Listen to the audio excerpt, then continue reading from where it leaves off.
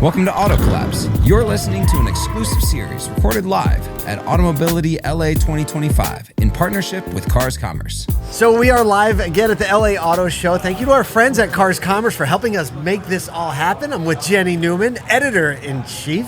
Hello, hello. I'm happy to be here. Thank you. We're starting to rack up the conversations now. Know. You're going to get a punch card. I can't wait. When do I get an invite to your house? When are we hanging out? What are you doing for Thanksgiving? I was going to cook, but if you're cooking, I'll come over. I'm not. No. My wife will do the cooking, and that's why people will also come over next year. The auto show energy is great because it brings the consumer and the industry very close together in a face-to-face way. Yes. And so I think it's very in line with what you try to do every day through your writing, through your research, trying to educate people. So what is your mindset as you come to auto shows and you think, what are you up to? What are you thinking? What are you trying to do? I love auto shows. From a consumer perspective, this is one of the most efficient ways to really touch, feel, experience those vehicles. And if you are car shopping, it allows you to quickly winnow that long list that you've been dreaming about into something that's a little closer to reality and what you're going to end up with. So this is I think such an important place for car shoppers. From an industry perspective, this is a place for us to gather, to reconnect, to see what all the automakers are up to, what is the latest, the coolest technology, the newest, freshest designs, right? What is that like energy? There's an energy to an auto show that I think it's hard to capture, but it just fuels me. I know it fuels so many people in this industry. Yeah, we don't get out to a lot of auto shows because we focus so much on the dealers. Yeah. And being here, I'm thinking already like, I need to go to more auto shows. You do, yeah. And I think like my family and my kids would have a really great time here. Oh, come on. Auto shows, especially on the public days, the way that they invite consumers in, the cool opportunities, the EV test tracks, right? Like there's just so many different ways to engage with the vehicles. They're not just static and sitting there. You get to touch and feel. There's nothing like it. Okay, I want to talk about a few things. Okay. Affordability. Okay. We've been talking about it on the morning show every week since I can remember, and it's not getting better. No. And there's a lot of conversation. How are you absorbing the customer sentiment? How are you trying to serve them? And how's Cars Commerce trying to serve them as they log on to the site and they look at cars and then they start to look at payments and there's probably a feeling of anxiety a lot of the time. What are you trying to do to help them in this season? I think what we're doing is we are trying to provide, through articles, through videos, through social media content, we are trying to show shoppers that even though the average car price is about $50,000, there are new vehicles that can be had around $30,000 and maybe even a little bit lower, depending on how you configure it. Exactly. But there are vehicles out there that they can consider that are recommended by our editors, that are worth their time. So we want to remove some of the panic from the affordability conversation. I think it's important to just really help continue to educate those shoppers. One of the great tools we have on cars.com is our new Carson AI assistant. So if you have a shopper who's coming in with a real clear idea of what they want, or even if it's just general, I need something that tows 5,000 pounds, but it also needs to be able to carry, 6 people, you can start to type that in and it's going to help you find that list as well. So in a conversational way. It's so great and it connects you to inventory. I think that removes some of the friction points as well for car shoppers. So there's a variety of ways to do it. You have to make when you said use the word panic. I don't think panic is an overstatement. I don't think so either. The reality is that people in this trade cycle, specifically in the trade cycle that has been like the last 9 months to the next few, it's a bit of a shock. Because even the type of vehicle and the level of vehicle you've been driving, when you say, oh, well, maybe that's been your pattern for the last few trade cycles where I'm just going to get a new fill in the blank. Right, yeah. And then you say, let me just get a new fill in the blank. And you're like, wait a second. How is this $200 or $300 more a month? Mm-hmm. Interest rates, just rising costs in general. Oh, insurance. We haven't even talked about insurance, right? Like, yes. And that's sort of an afterthought. It needs to be, honestly, part of the consideration. It's tough because when you make it part of the consideration from the retailer side, it makes it more difficult to make a decision. But it is a surprise that already, if you're stretching to get in a vehicle and then you get the surprise 30 days later or whenever when the insurance company says, oh, here's your adjusted rate. Yeah. I didn't even think about that. Yeah, I think, what we're seeing with affordability is it's the difficult part is it's not just car shopping, it's not just the insurance payments.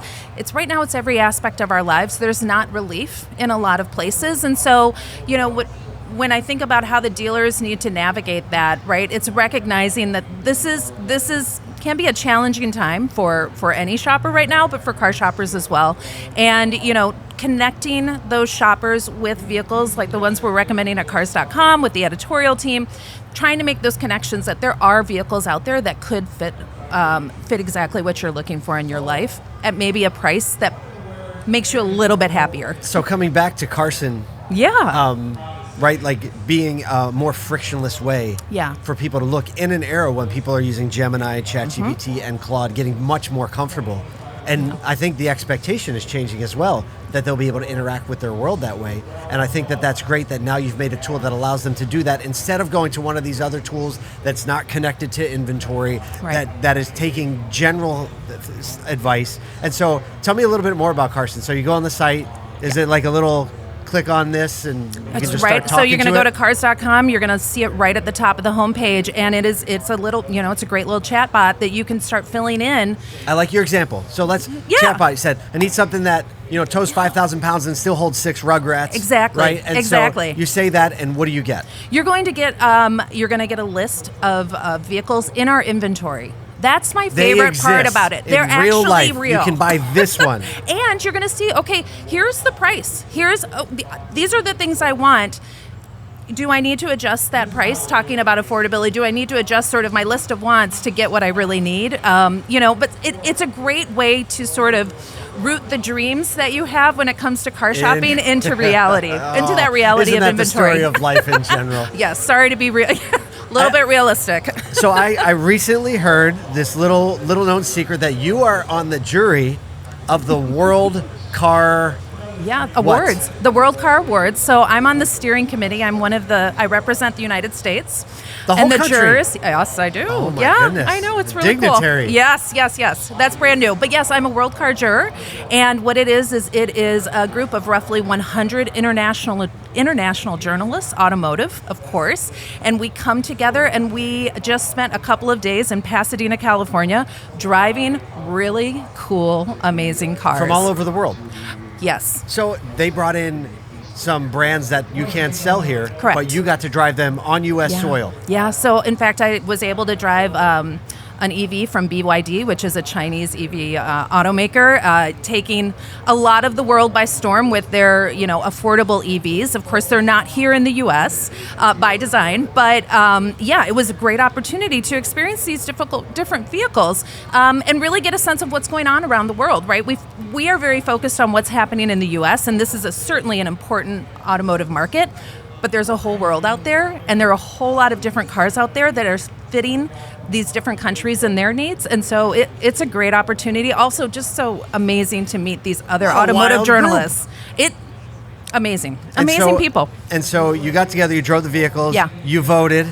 And I haven't voted yet. I got notes. Lots of notes. Kyle and I, a few weeks ago, were actually in the country of Kazakhstan. And we got to visit, probably 24 brands that aren't in the U.S. Right? We drove a BYD. We drove a Tank. We drove seven GAC, Geely.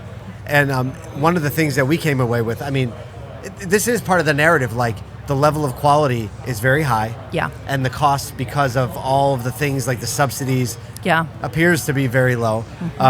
What was your biggest thought when you drove some of the Chinese brands that you write about when you sat in them? What did you think?